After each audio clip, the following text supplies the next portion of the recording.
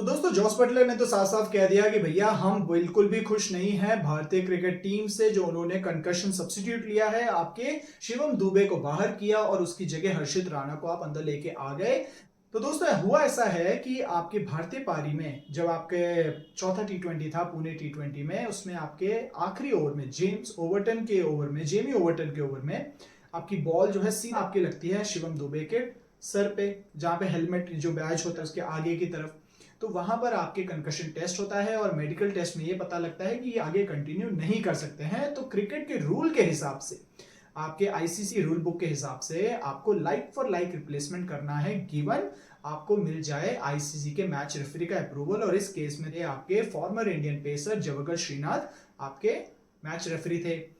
अब शिवम दुबे को वापस आप जब पारी खत्म होती है तब वो वापस आते हैं। फिर जब भारतीय पारी शुरू होती है तो कुछ देर तक, पहले 2 ओवर तक तो आपके रमनदीप सिंह आपकी फील्डिंग करते हैं, तो लगता है कि वही आपके कंकशन सब्स्टिट्यूट है, लेकिन ऐसा नहीं था।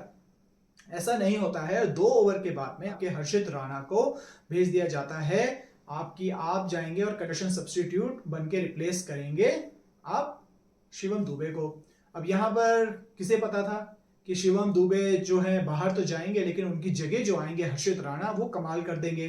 3 विकेटें निकाली, भारत को कमाल की विक्ट्री आपको मिली। आप 3 बहुत ही crucial wicket, specially 19th over भी फेंका। आपके ओवर्टन जिन्होंने आपके चोटिल किया था शिवम दुबे को, उनको भी आपने बाहर का रास्ता दिखाया और एक तरह से बहुत बेहतरीन गेंदबाजी करी। अब इसके बाद क्या? अब इसके बाद आपके ऑब्वियस है कि ये लाइक फॉर लाइक है कि नहीं, क्या ये सही रिप्लेसमेंट था, क्या ऐसा करना सही था, इस बारे में चर्चा होनी लाजमी थी। तो जब इस पर चर्चा हुई तो मैंने रूल बुक फाइंड किया। रूल बुक में 2 चीजें हैं जो साफ मेंशन है। एक बात यह है कि सबसे पहला जो होना चाहिए वो आपके लाइक फॉर लाइक रिप्लेसमेंट होना चाहिए। जैसे आपके बैटर को बैटर करेगा, ऑलराउंडर को ऑलराउंडर करेगा, बॉलर को बॉलर करेगा, ठीक है। लेकिन यहां पर आपकी जो सबसे पहली इंपॉर्टेंट चीज होनी चाहिए वो ये है कि आपका जो कोई खिलाड़ी मैदान पर खेलते हुए इंजर्ड होना चाहिए, जो कि आपके शिवम दुबे हुए।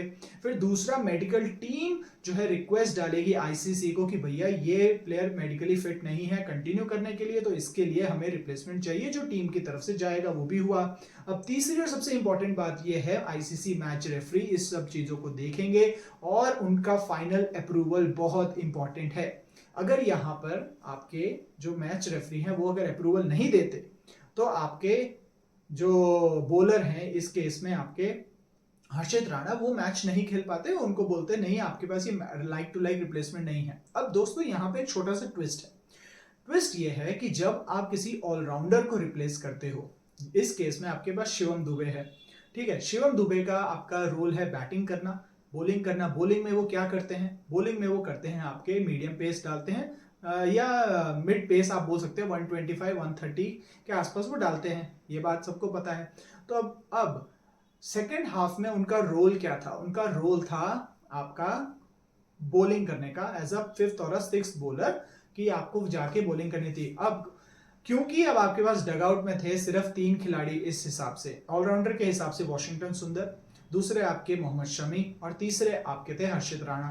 तो अब इंडियन टीम के पास आपके पास तो इस केस में क्योंकि वो पेसर है तो वाशिंगटन सुंदर तो आउट ऑफ इक्वेशन हो गए, वो नहीं फील्ड पे आपके आ सकते, तो बच गए 2, शमी और आपके हर्षित राणा।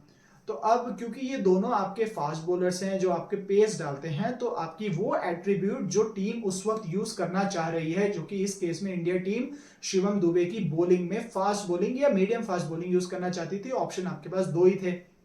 तो उस सिनारियो में ऑलराउंडर के केस में जो एट्रीब्यूट आपकी यूटिलाइज करनी है, उस यूटिलाइजेशन को ध्यान में रखते हुए आईसीसी मैच रेफरी आपके अप्रूवल दे सकता है कि यहां पर fast bowler to fast bowler या medium pacer to medium pacer आपके जो है रिप्लेसमेंट हो रही है। क्योंकि Harshit Rana is not outright fast bowler, he is also a medium pacer. Yes, कभी कभी हो सकता है 130 135 डालें, लेकिन उसके साथ साथ में ये बात भी है कि वो आपके पेसर हैं और पेसर को पेसर ने ही रिप्लेस किया है।